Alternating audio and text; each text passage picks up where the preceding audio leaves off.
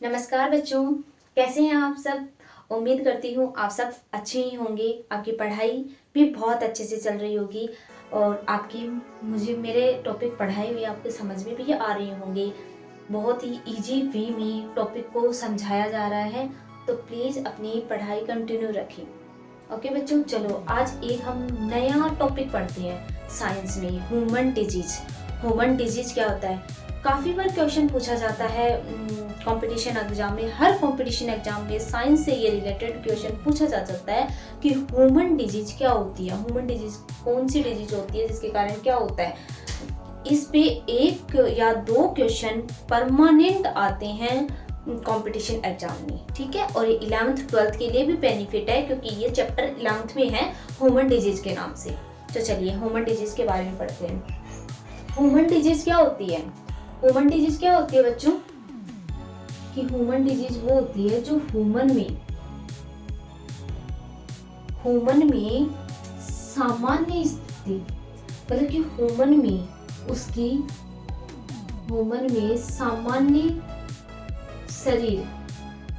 सामान्य शरीर में रुकावट पैदा कर देती है। शरीर में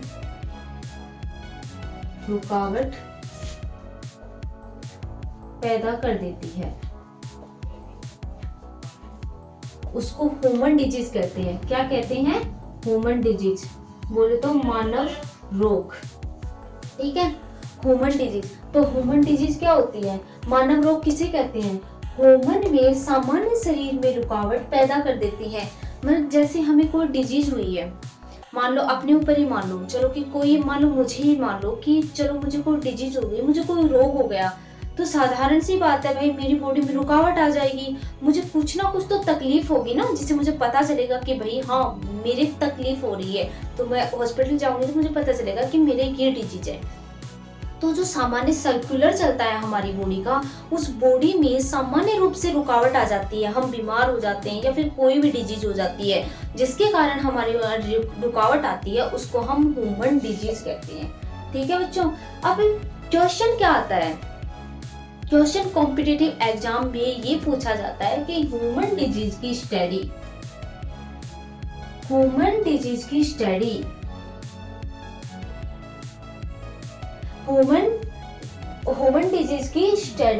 ठीक है। ह्यूमन मानव रोग का अध्ययन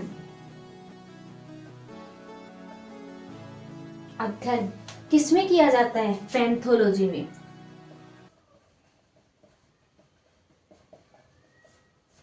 पैथोलॉजी में किया जाता है बच्चों। किसमें किया जाता है बच्चों? पैथोलॉजी में। ह्यूमन डिजीज का अध्ययन, मतलब मानव रोग की स्टडी किसमें की जाती है? पैथोलॉजी में। अब पैथोलॉजी के फादर कौन है? बहुत बार क्वेश्चन पूछा गया है कंपटीशन एग्जाम में कि पैथोलॉजी के फादर कौन है, जनक कौन है?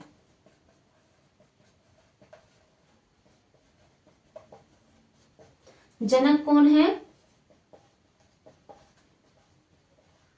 Rudolf Virchow. कौन है बच्चों? Rudolf Virchow.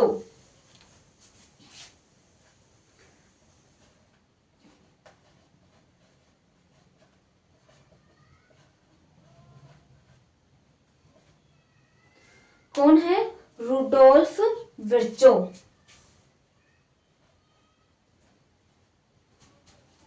अब देखो, ह्यूमन डिजीज क्या होता है? मानव रोग क्या होता है? ह्यूमन की सामान्य बॉडी में, ह्यूमन के सामान्य शरीर में कोई रुकावट पैदा हो जाती है, उसी रुकावट को ह्यूमन डिजीज बोलते हैं। ह्यूमन डिजीज की स्टडी किसमें की गई थी? कौन सी शाखा थी जिसमें ह्यूमन डिजीज का अध्ययन किया गया था? वो पैथोलॉजी थी। अब आता कि पैथोलॉजी के फादर कौन थे, पैथोलॉजी के जनक कौन थे? तो पैथोलॉजी के जो जनक थे वो रुडोल्फ विर्चो थे। रुडोल्फ विर्चो ने क्या किया था? इन्होंने की थी आधुनिक कोशिका की खोज, आधुनिक सेल की खोज की थी इन्होंने। क्या किया था बच्चों? रुडोल्फ विर्चो ने आधुनिक सेल की खोज की थी, जिनको क्या कहा गया था, जिनको किस नाम से बुलाया गया था, जिन्होंने आधुनिक कोशिका सिद्धांत कहा था।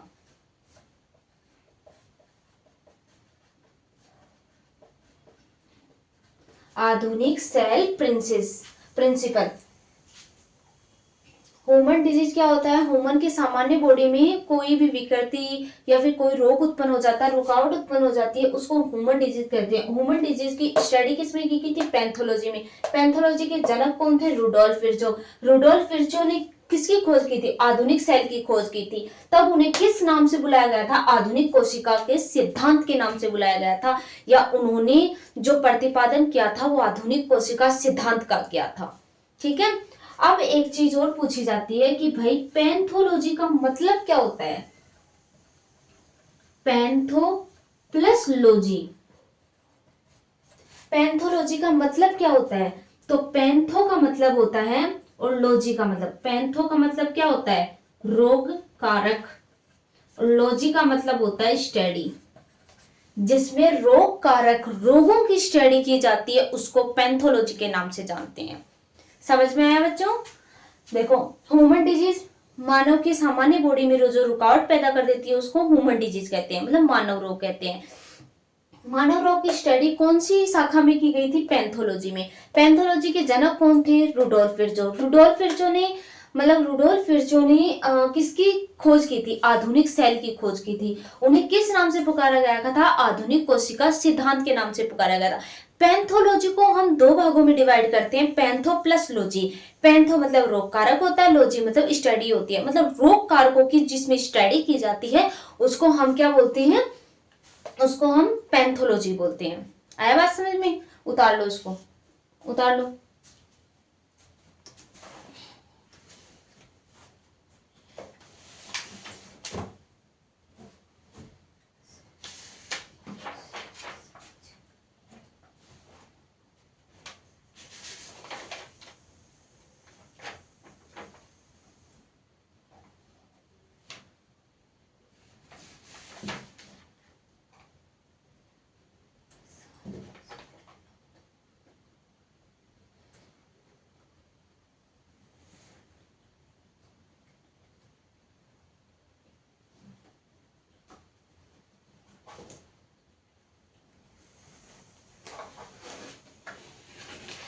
उतारनी है?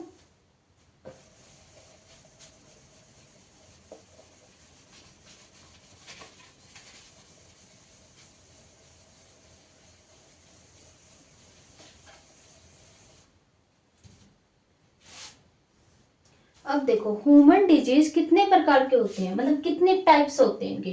ह्यूमन डिजीज 3 टाइप्स के होते हैं,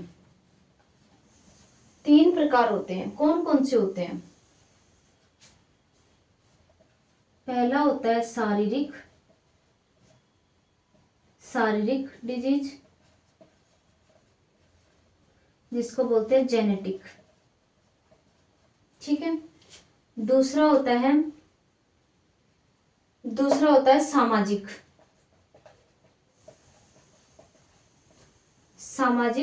डिजीज। तीसरा होता है मानसिक, जो मेंटल हेल्थ पे डिवाइड करते हैं, मानसिक डिजीज। ठीक है। ह्यूमन डिजीज के कितने टाइप्स होते हैं? 3 टाइप्स होते हैं। ह्यूमन डिजीज के 3 टाइप्स होते हैं, शारीरिक जेनेटिक डिजीज, सामाजिक डिजीज और मानसिक डिजीज। 3 प्रकार के होते हैं। अब 3 प्रकार की कैसे, इन्हीं 3 टाइप से हमें पता चलेगा कि भाई हो क्या सकता है। ठीक है। अब ह्यूमन डिजीज के 3 टाइप्स तो मैंने बता दिए। अब शारीरिक होता है, सामाजिक होता है, मानसिक होता है। अब आप लोग थोड़ा सा माइंड पे जोर दो और अपनी मतलब जो डेली लाइफ जीते हो ना उसमें देखो, शारीरिक डिजीज का मतलब क्या है? शारीरिक डिजीज का मतलब है जब हम पैदा ही होकर ही वो चीजें लेकर जन्मते हैं, मतलब जेनेटिक्स जो हमारे माता पिता से आती हैं या फिर हमारे पूर्वजों से हमारे पास आती हैं। जो डिजीज हमारे पूर्वजों से आते हैं, मतलब काफी बार सुना होगा कि कोई व्यक्ति गूंगा है भाई, ऐसे बोलते हैं ना कि अपने नाना पे गया है क्योंकि वो गूंगे थे इसलिए ये गूंगा हुआ। या फिर कई मतलब काफी व्यक्तियों को देखा होगा कि उसमें उनके वाइट वाइट वो रहते हैं, वाइट वाइट धब्बे रहते हैं ना, वो बोलते हैं जेनेटिक प्रॉब्लम है, ये तो मेरे जन्म से ही है ये चीज। क्यों है भाई जन्म से? नहीं, वो जन्म से इसलिए है क्योंकि या तो उसके पेरेंट्स में होगी ये चीजें या फिर उसके पूर्वजों में होगी। ठीक है, तो वो होते हैं शारीरिक डिजीज। समझ में आया? अब सेकंड आता है सामाजिक डिजीज। अब ये सामाजिक डिजीज क्या होती है भाई? सामाजिक डिजीज, सामाजिक का मतलब क्या होता है? समाज, दुनिया से उत्पन्न होती है वो डिजीज।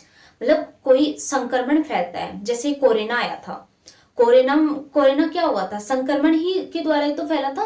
कोरोना संक्रमण ही तो फैलाया था ना, तभी तो हमें वो डिजीज लगी थी। तो फैलने से होती है ना, दूसरों के फैलने से होती है, वो होती है सामाजिक डिजीज। अब आती है मानसिक डिजीज। मानसिक डिजीज क्या होती है? हेल्थ, हमारी मेंटल हेल्थ।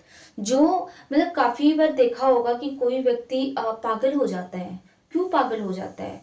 स्ट्रेस के कारण हो जाता है, डिप्रेशन में चला जाता है। वो डिजीज का ही तो शिकार होता है कि भाई वो डिप्रेशन, ज्यादा उसने तनाव ले लिया, ज्यादा उसने टेंशन ले लिया अपनी लाइफ में, तब वो डिप्रेशन का कारण बन गया। डिप्रेशन का कारण सीधा मेंटल हेल्थ पे डिवाइड करेगा, तो उससे हमारे क्या होगा? मानसिक स्थिति खराब होगी इस बॉडी की। मानसिक स्थिति खराब हुई, इसका मतलब उसमें कौन सी डिजीज हो गई? मानसिक डिजीज। समझ में आया? चलो अब एक एक पढ़ते हैं। अब पहली पढ़ते हैं हम शारीरिक डिजीज, मतलब जेनेटिक डिजीज। क्या होती है जेनेटिक डिजीज?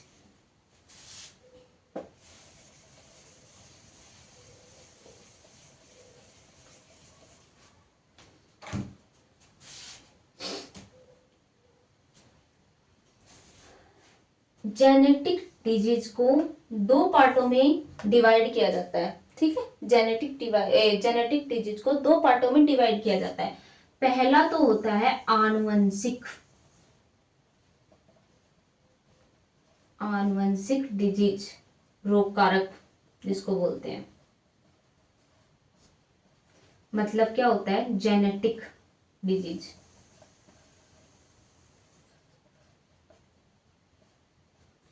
सेकंड होता है उपार्जित या अर्जित डिजीज।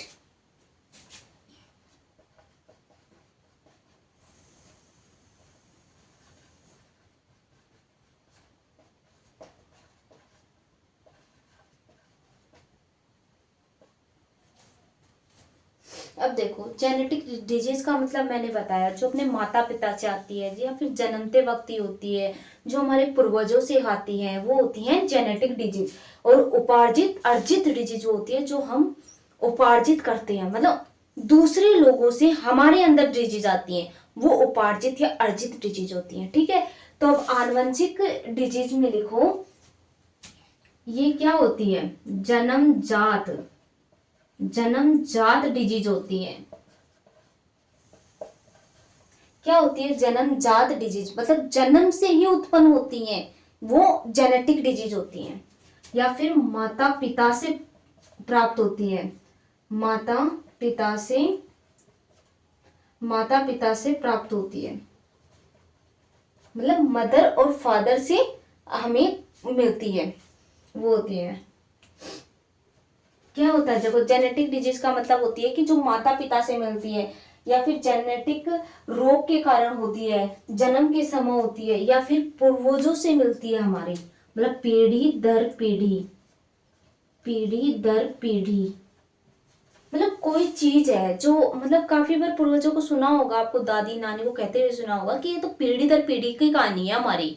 तो वही कारण है कि पीढ़ी दर पीढ़ी ही फैलती है वो चीजें। ठीक है, तो वो जेनेटिक्स में आते हैं, मतलब खुद के जीन, जीन में ही दिक्कत होती है, वो जीन में ही वो डिजीज होती है, इसलिए बोलते हैं उसको। एक होती है, इसमें आता है कंजेटाइन, कंजेंटाइन डिजीज के कारण भी ये चीज होती है, कंजेंटाइन डिजीज के कारण भी ये चीज होती है। ठीक है, तो जेनेटिक डिजीज कौन सी होती है? जन्मजात डिजीज होती है, माता पिता से प्राप्त हो सकते हैं, पीढ़ी दर पीढ़ी होती है, कंजेटाइन डिजीज होती है। ठीक है, अब सेकंड आता है उपार्जित या अर्जित डिजीज। उपार्जित या अर्जित डिजीज किसे कहते हैं? तो किसे कहते हैं बच्चों? उपार्जित या अर्जित मैंने तुम्हें बताई थी कि समाज से मिलती है। समाज से मिलती है मतलब ये जन्म के समय तो होती नहीं है, जन्म के बाद होती है ये। तो देखो ये क्या होती है? जन्म के बाद फैलती है, जन्म के बाद फैलती है। ठीक है। उपार्जित या अर्जित क्या होते हैं? हमने किसी और से प्राप्त की, मतलब बाहर वाले से किसी से प्राप्त की, हमें से मतलब ना हमारे माता पिता से प्राप्त की, ना हमें जन्म से थी, ये बाद में हुई हमारी, तो वो उपार्जित हो गई, मतलब जन्म के बाद भी। तो ये क्या होती है? 2 टाइप्स की होती है उपार्जित या अर्जित। ये संक्रमण सील डिजीज होती है और दूसरी होती है असंक्रमण डिजीज, सील डिजीज। ठीक है। उपार्जित या अर्जित डिजीज कितने प्रकार की होती है? 2 प्रकार की होती है, जिसमें एक संक्रमणशील डिजीज आती है, दूसरी असंक्रमणशील डिजीज आती है। संक्रमणशील डिजीज क्या होती है? जो फैलती है। जो कोरोना था ना, वो उपार्जित या अर्जित डिजीज का ही एग्जाम्पल है, क्योंकि उसे हमने किसी और से प्राप्त किया था। वो हमारे बचपन से थोड़ी था हमारे साथ, ना ही हमारी पीढ़ी दर पीढ़ी से मिला, ना ही हमारे माता पिता से हमें मिला, तो वो बाद में आया ना हमारी लाइफ में, तो इसीलिए वो उपार्जित या अर्जित डिजीज हो गया। अब संक्रमणशील क्या होती है? फैलती है।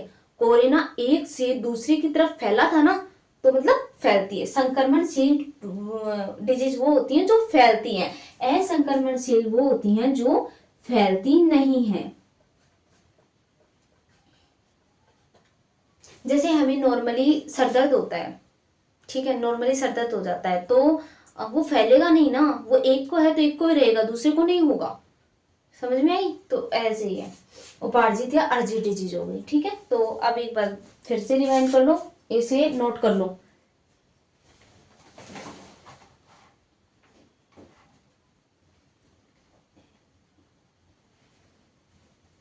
नोट कर लिया इसको?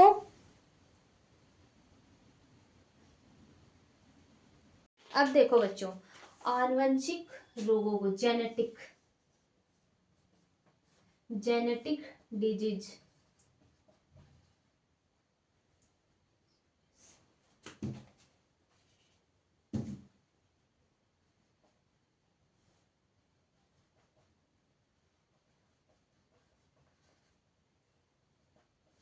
अब देखो ह्यूमन डिजीज में जेनेटिक डिजीज एग्जाम्पल, जो हमने पढ़े थे ना आनुवंशिक रोग, उनके अब हम एग्जाम्पल देखेंगे कि वो कैसे कैसे हमें माता पिता से मिलते हैं, कैसे हमें दर पीढ़ी कौन से रोग होते हैं जो हमें दर पीढ़ी मिलते हैं, माता पिता से मिलते हैं या हमारे जन्म के टाइम से होते हैं। ठीक है।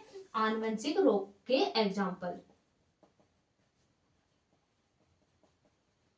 आनुवंशिक रोग के एग्जाम्पल। ठीक है। हीमोफीलिया, फर्स्ट नंबर पे आता है हीमोफीलिया।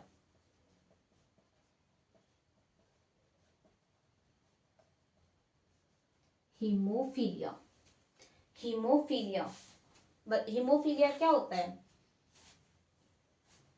पहले तो ये बताओ कि ये इसको किस नाम से जानते हैं? मतलब जो जेनेटिक डिजीज होती है ना, जेनेटिक डिजीज में हीमोफीलिया नामक डिजीज होती है, जो हमें जन्म के टाइम से ही होती है, या फिर हमारे माता पिता से मिलती है, या फिर हमारे पूर्वजों से मिलती है। तो हीमोफीलिया का दूसरा नाम क्या है ये बताओ? दूसरा नाम क्या है हीमोफीलिया का? शाही एवं रोयल, रोयल रोग भी कहा जाता है।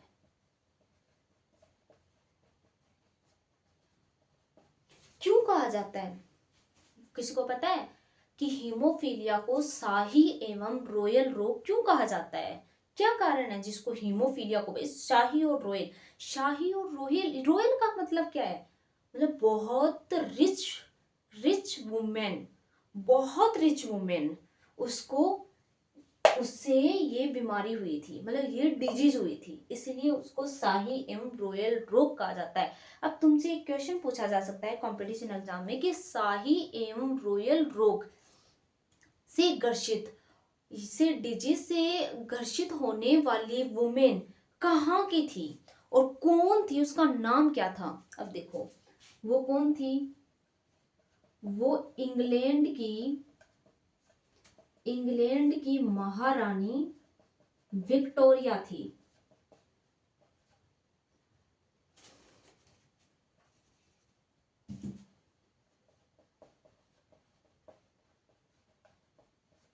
विक्टोरिया थी। कौन थी, वो इंग्लैंड की महारानी विक्टोरिया थी, जिससे ये हीमोफीलिया नामक रोग हुआ था। क्योंकि सबसे पहले इंग्लैंड की महारानी विक्टोरिया में ये रोग देखा गया था, इसीलिए इस हीमोफीलिया का सेकंड नाम हुआ था रॉयल शाही एवं रॉयल रोग के नाम से भी जाना गया था। ठीक है, हीमोफीलिया है, इसके अंदर हीमोफीलिया डिजीज है, कैसे पहचानोगे तुम, मतलब कैसे उसमें अंतर करोगे कि इसमें हीमोफीलिया है, कैसे पता चलेगा। उसका कुछ तो होगा ना, कुछ तो उसका पॉइंट होगा कि हम उससे डिवाइड करेंगे कि भाई इसमें हीमोफीलिया है। तो हीमोफीलिया का एक लक्षण होता है जो हमें देखने को मिलता है। हीमोफीलिया का लक्षण होता है इसमें रक्त का थक्का नहीं बनता, रक्त का थक्का नहीं बनता, मतलब ये कि इसमें ब्लड क्लॉटिंग नहीं होती।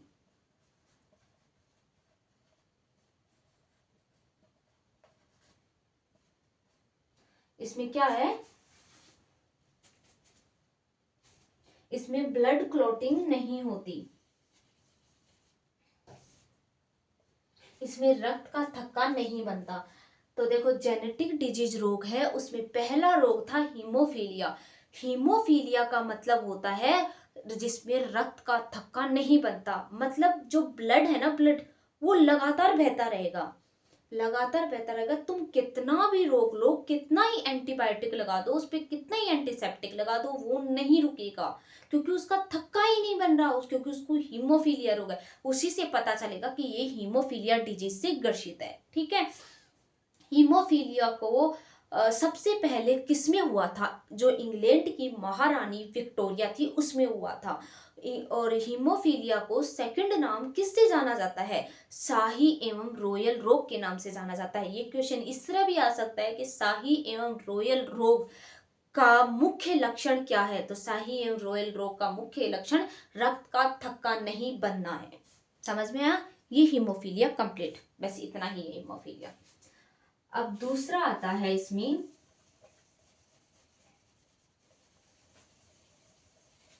अब दूसरा आता है इसमें वर्णांधता रोग, वर्णांधता रोग जो होता है कलर ब्लाइंडनेस, मतलब कलर जिसमें कलरों में डिफरेंट नहीं किया जा सकता, जो कलरों में डिफाइंड नहीं कर सकते।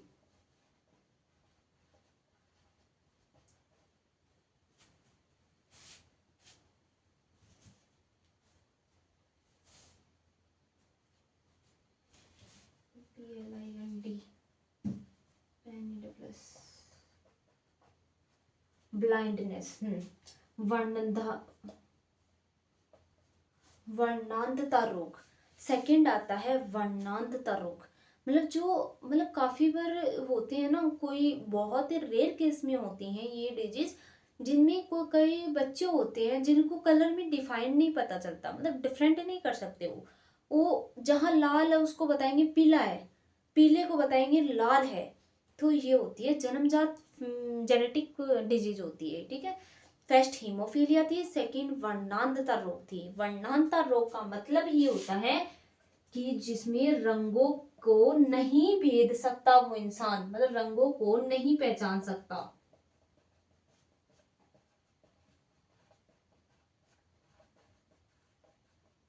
क्या नहीं कर सकता वर्णांधता रोग में, जो रंगों को नहीं पहचान सकता। और ये बताओ कि जो मतलब कि एकदम मुख्य रोग होते, मतलब मुख्य रंग होते हैं, जो होते हैं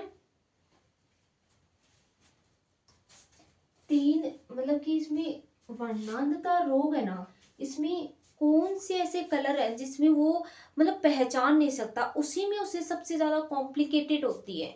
तो देखो आर, बी और जी। अब इसका मतलब क्या हुआ, देखो आर का मतलब हुआ रेड, बी का मतलब हुआ ब्लू और जी का मतलब हुआ ग्रीन। ठीक है, वर्णांधता रोग से ग्रसित इंसान कलर में डिफरेंट नहीं कर सकता, वो कलरों को नहीं पहचान सकता कि कौन सा कलर है। अब ये पूछ लिया जाए कंपटीशन एग्जाम में या 11th-12th में भी टीचर्स क्वेश्चन देते हैं, 12th में बोर्ड के एग्जाम में क्वेश्चन पूछा जा सकता है कि वर्णांता डिजीज से ग्रसित इंसान कौन से 3 कलर हैं जिनमें डिफरेंस नहीं कर सकता, रेड, ब्लू और ग्रीन। और सबसे ज्यादा चांसेस होते हैं रेड और ग्रीन की, जिनमें डिफरेंट नहीं कर सकता। ग्रीन दिखेगा वहां वो रेड बताएगा, रेड दिखेगा वहां वो ग्रीन बताएगा। ठीक है,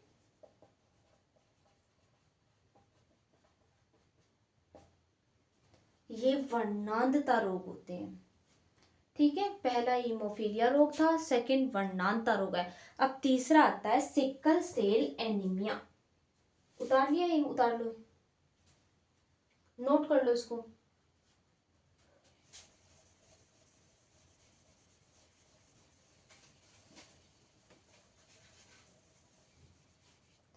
तीसरा आता है sickle cell anaemia. Sickle cell anaemia.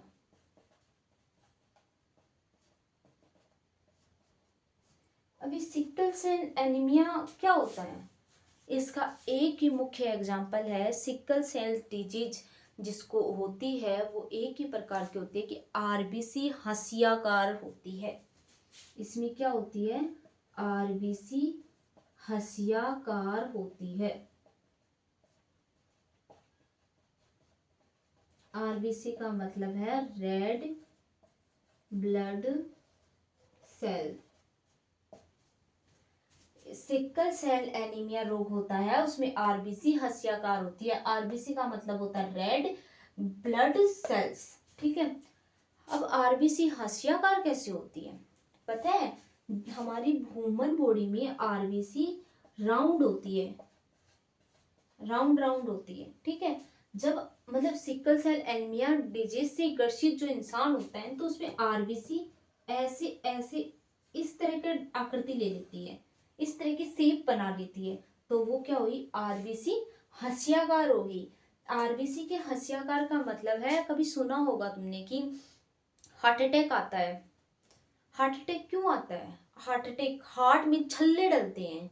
क्यों डलते हैं भाई वो छल्ले, इसीलिए डलते हैं वो छल्ले। हार्ट अटैक इसीलिए आता है क्योंकि आरबीसी हस्याकार हो जाती है, जो राउंड से होती है वो हस्याकार हो जाती है। अब जो छोटी छोटी जगह से निकल सकती है वो भाई ऐसे करके इतनी लंबी लंबी होके निकल रही हैं, तो जाहिर सी बात है ब्लड का रुकावट पैदा होगी। ब्लड में रुकावट पैदा होगी तो हमारी बॉडी को नुकसान पहुंचेगा, तो हार्ट अटैक का कारण बनेगा। और हार्ट में छल्ले इसीलिए डाले जाते हैं ताकि जो हंसियाकार, जो हार्ट के जो छल्ले होती हैं उसकी बनावट हंसियाकार की होती है, ताकि आरबीसी आराम से अंदर से होकर जा पाए। ठीक है, तो ये हो गए तीनों, ये जेनेटिक डिजीज के एग्जाम्पल हो गए। अब बताओ जेनेटिक डिजीज के एग्जाम्पल क्या हुआ, पहला हीमोफीलिया जो इंग्लैंड की महारानी विक्टोरिया को हुआ था, जिसे शाही रॉयल के नाम से जाना जाता है। हीमोफीलिया का मुख्य लक्षण होता है ब्लड का क्लॉटिंग नहीं होना, वो मुख्य लक्षण होता है। सेकंड आता है वर्णांता रोग, जो कलर ब्लाइंडनेस, जो कलरों को नहीं पहचान सकता। कौन से कलरों को नहीं पहचान सकता, 3 मुख्य कलर होते हैं, रेड ब्लू और ग्रीन। सबसे ज्यादा उसमें दिक्कत उसको रेड और ग्रीन में आती है। तीसरा आता है sickle cell anaemia. Sickle cell anaemia में आरबीसी होती है वो हस्याकार की हो जाती है। ठीक है, ये हो गए जेनेटिक डिजीज के एग्जाम्पल। अब आते हैं असंक्रमित सील। असंक्रमित सील पढ़ा था ना हमने, तो अब पढ़ेंगे हम असंक्रमित असंक्रमित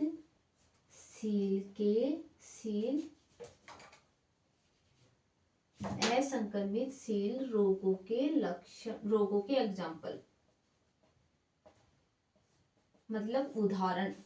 असंक्रमित रोग पढ़ा था ना, जो फैलते नहीं है, संक्रमित होते हैं वो फैल जाते हैं। तो कौन से रोग नहीं फैलते इसके बारे में बताया गया, असंक्रमित सील रोगों के एग्जाम्पल। तो कौन से नहीं फैलते हैं, देखो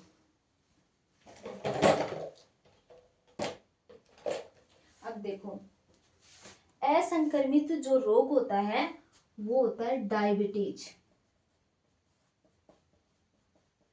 डायबिटीज, शुगर, ये डायबिटीज। डायबिटीज कभी फैलती है क्या? फैलती नहीं है डायबिटीज। डायबिटीज कभी नहीं फैलती। शुगर, जरूरी थोड़ी है एक इंसान को है तो भाई दूसरे इंसान को भी शुगर मिलेगी, नहीं। डायबिटीज, शुगर, ये किस रोग के कारण होती है? मधुमेह रोग के कारण। मधुमेह डिजीज होती है ना, उसको होती है शुगर। डायबिटीज रोग उसी को होता है जिसको मधुमेह रोग होता है, ठीक है। मधुमेह रोग किसके कारण होता है? मधुमेह जो डिजीज होती है ना, वो बॉडी में कैसे होती है? इंसुलिन हार्मोन की कमी से। इंसुलिन हार्मोन की कमी से, ठीक है। शुगर एवं डायबिटीज रोग होता है जो असंक्रमित रोगों का एग्जाम्पल है, जिसमें मधुमेह रोग के कारण डायबिटीज या शुगर रोग होता है। मधुमेह डिजीज किसके कारण होती है? इंसुलिन हार्मोन की कमी के कारण होती है, ठीक है। फिर सेकंड होता है कैंसर। ये भी नहीं फैलता भाई, नहीं फैलता ना कैंसर भी, क्योंकि कैंसर एक इंसान को है तो जरूरी नहीं है ना दूसरे इंसान को भी हो, तो कैंसर हो गया, ठीक है। अब कैंसर, डायबिटीज जैसी बीमारियां नहीं फैलती। अब देखो और एग्जांपल ले लो, हार्ट अटैक। हार्ट अटैक भी नहीं फैलता, जिसको हृदय घात भी बोलते हैं। हार्ट अटैक, हृदय घात, या फिर दिल का दौरा। दिल का दौरा, दिल का दौरा, हार्ट अटैक भी नहीं फैलता। या फिर कोई भी कोई बॉडी टूट जाए, मतलब कि हार्ट टूट गया, पैर टूट गए, उससे अंग घात होना जिसको बोलते हैं, अंग घात होना। और विटामिन,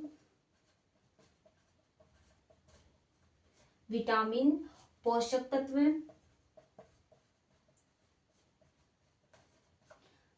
विटामिन भी नहीं फैलता, पोषक तत्व भी नहीं फैलता, खनिज लवण की कमी।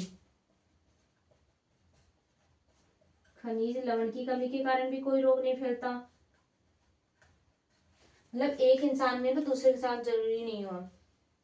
और हार्मोन की, मतलब कि हार्मोन की असमानता से भी कुछ नहीं फैलता।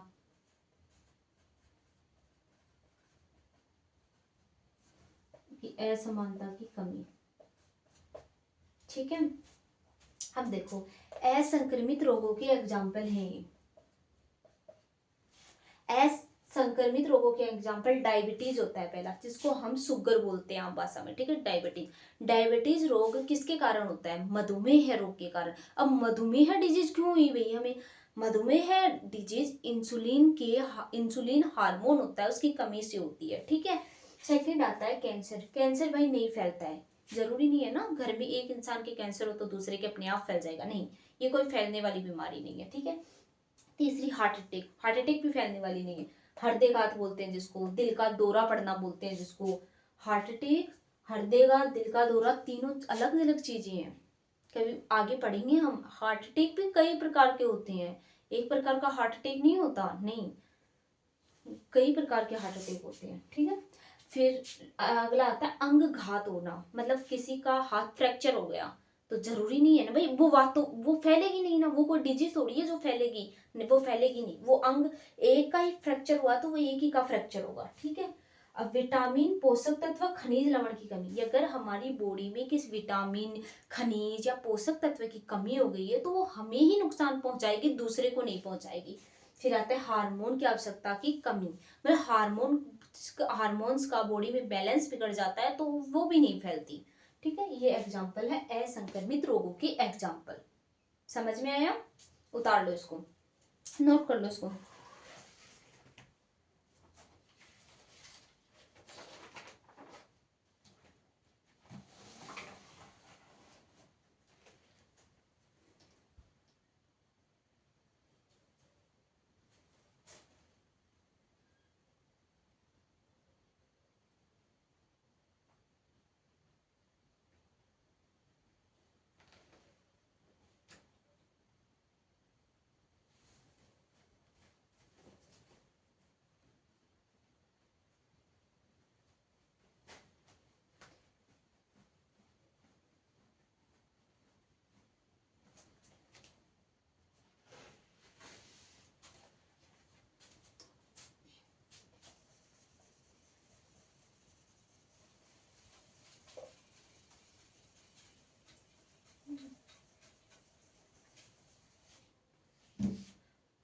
अब आते हैं संक्रमित। संक्रमित, संक्रमण है ना, संक्रमित, संक्रमित सेल के एग्जाम्पल। वो असंक्रमणशील के एग्जाम्पल थे और ये संक्रमित सेल के एग्जाम्पल है। ठीक है, तो संक्रमित सेल के एग्जाम्पल फैलते हैं भाई, एक चीज से दूसरी चीज पे फैलते हैं। तो देखो फर्स्ट आता है इसमें दूषित पानी। फर्स्ट एग्जाम्पल होगा इसका दूषित पानी, गंदा पानी वो बोलते हैं ना जिसको, दूषित पानी से फैलने वाला रोग। फैलने वाले रोग कौन से हैं? फैलने वाले रोग ये तो फैलेंगे ना, संक्रमणशील, संक्रमणशील रोग है ना ये, तो ये फैलेंगे, इसका मतलब फैल। तो पहला इसमें एग्जांपल आता है दूषित पानी से फैलने वाले रोग। मतलब दूषित पानी से कौन से रोग फैलते हैं? तो एक ट्रिक बताती हूँ छोटी सी, जिससे तुम्हें याद रहेगी कि दूषित पानी से फैलने वाले रोग कौन से हैं। ठीक है, तो दूषित पानी से फैलने वाले रोग हैं पेटा पोहिए। अब देखो इससे बनाओ, इससे सोचो क्या हो सकता है। पेटा पोहिए का मतलब क्या हो सकता है? पेटा पोहिए का मतलब होता है बेटा, पे का मतलब होता है पेचिस, पेचिस रोग। ठीक है, टी का मतलब, टा का मतलब होता है टाइफाइड, टाइफाइड रोग। अब एक और पी आ गया, तो एक पी का मतलब होता है पोलियो रोग। है का, ही का मतलब होता है हिपेटाइस, हिपेटाइटिस, हिपेटाइटिस रोग। और हे का मतलब होता है हिज्जा। देखो संक्रमित सेल के एग्जाम्पल है, फर्स्ट एग्जाम्पल है दूषित पानी से फैलने वाले रोग। दूषित पानी मतलब गंदे पानी से कौन कौन से डिजीज हमें हो सकती हैं? तो देखो पेटा पोही की मैंने ट्रिक बताई है। पे मतलब पेचिस रोग, टा मतलब टाइफाइड रोग, पो मतलब पोलियो रोग, ही मतलब हिपेटाइटिस रोग, हे मतलब हेजा रोग। ये दूषित पानी से फैलने वाले रोग है। एक ट्रिक में सारे रोग पता चल गए तुम्हें कि कौन कौन से होते हैं। ठीक है,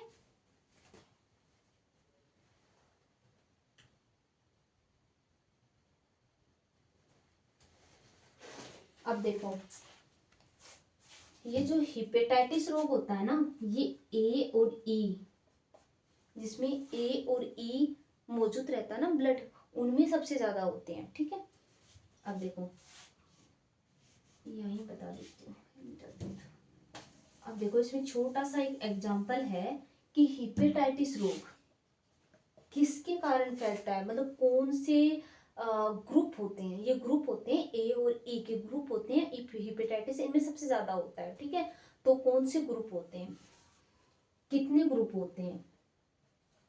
हिपेटाइटिस रोग डिजीज, इसका इंग्लिश में नाम भी हिपेटाइटिस ही है। हिपेटाइटिस के बच्चों 5 ग्रुप होते हैं। कौन कौन से होते हैं? देखो ए बी सी डी और ई, ये 5 ग्रुप होते हैं हिपेटाइटिस रोग के। कितने ग्रुप होते हैं? 5। ठीक है, अब देखो ए मैंने तुम्हें बताया कि 2 ग्रुप होते हैं, उसके कारण हिपेटाइटिस रोग फैलता है, ए और ई के कारण। हिपेटाइटिस रोग फैलता है कौन से ग्रुप के कारण? ए और ई ग्रुप के कारण। अब बी सी और डी के कारण कौन सा फैलेगा? इनके कारण यौन व यौन यौन संबंध हो,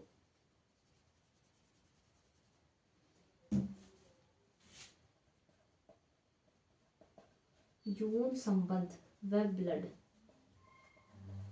जिसका होता है ना कि ब्लड मैच नहीं कर रहा, ब्लड नहीं चढ़ रहा उसको, वो होते हैं कि यौन संबंध मतलब सेक्सुअली। ठीक है, सेक्सुअली डिजीज या ब्लड डिजीज बी और सी और डी ग्रुप के कारण होती है, ए ई ग्रुप के कारण हिपेटाइटिस रोग होता है।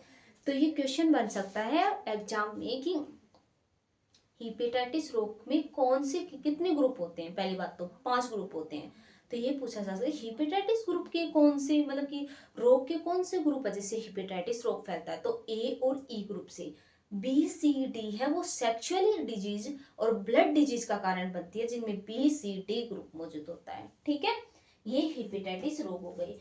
ये क्या होता है, ये किससे फैलते हैं, ये दूषित पानी से फैलने वाले रोग हैं, ये दूषित पानी से ही फैलते हैं। ठीक है, तो देखो हेपेटाइटिस रोग क्या हो गया, ABCDE।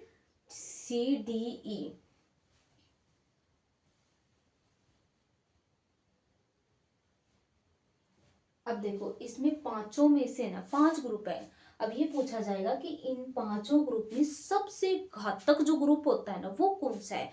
तो इन पांचों ग्रुप में सबसे जो घातक ग्रुप होता है ना वो बी है। सर्वाधिक घातक ग्रुप होता है, सर्वाधिक घातक ग्रुप होता है बी। कैसे होता है ये, इसके कारण कौन सा रोग हो सकता है, इसके कारण कौन सा रोग हो सकता है, तो इसके कारण पोलियो रोग हो सकता है, पोलियो रोग, या फिर जॉन्डिस रोग हो सकता है। क्या हो सकता है, जॉन्डिस रोग हो सकता है, पोलियो रोग या फिर जॉन्डिस रोग हो सकता है। अब तुम्हें पूछ लिया जाए कि भाई बी है जो सबसे सर्वाधिक घातक रोग होता है, भाई इससे पोलियो या फिर जॉन्डिस रोग हो सकता है। ठीक है, मान ली। अब ये पूछ लें कि भाई सबसे ज्यादा बी जो ग्रुप है हेपेटाइटिस में वो कौन से अंग को सबसे ज्यादा प्रभावित करता है, तो लीवर को। याद रखना ये बात, यकृत को सबसे ज्यादा प्रभावित करता है बी ग्रुप। हेपेटाइटिस के 5 ग्रुप होते हैं, ABCDE। हेपेटाइटिस रोग ए और ई ग्रुप के कारण होता है। BCD 3 ग्रुप होते हैं जिनमें सेक्सुअली डिजीज या ब्लड डिजीज के कारण होते हैं। सबसे घातक ग्रुप इसमें बी होता है कि इससे पोलियो रोग या जॉन्डिस रोग हो सकता है, और इसमें सबसे ज्यादा ये प्रभावित करता है बी ग्रुप, वो लीवर को प्रभावित करता है। ठीक है, किसको प्रभावित करता है, लीवर को। समझ में आया बच्चों। आज हमने पढ़ा कि ह्यूमन डिजीज क्या होती है, बॉडी में मतलब कोई भी रुकावट डालने वाली जो चीजें होती हैं वो ह्यूमन डिजीज का कारण बनती है। ह्यूमन डिजीज की जो स्टडी है वो किस में की गई थी, पैथोलॉजी में की गई थी। पैथोलॉजी के फादर किसे कहा गया था, रुडोल्फ विर्चो को। रुडोल्फ विर्चो ने क्या किया था, आधुनिक कोशिका की खोज की थी, जिसको आधुनिक कोशिका सिद्धांत नाम दिया था। ठीक है, पैथोलॉजी को 2 शाखा होती है, पैथो प्लस लॉजी। पैथो का मतलब होता है रोग कारक, लॉजी का मतलब होता है स्टडी, मतलब रोग कारक की जिसमें स्टडी की जाती है उसे ही पैथोलॉजी कहते हैं। रोग कारक ह्यूमन जो डिजीज होती है वो 3 प्रकार की होती है।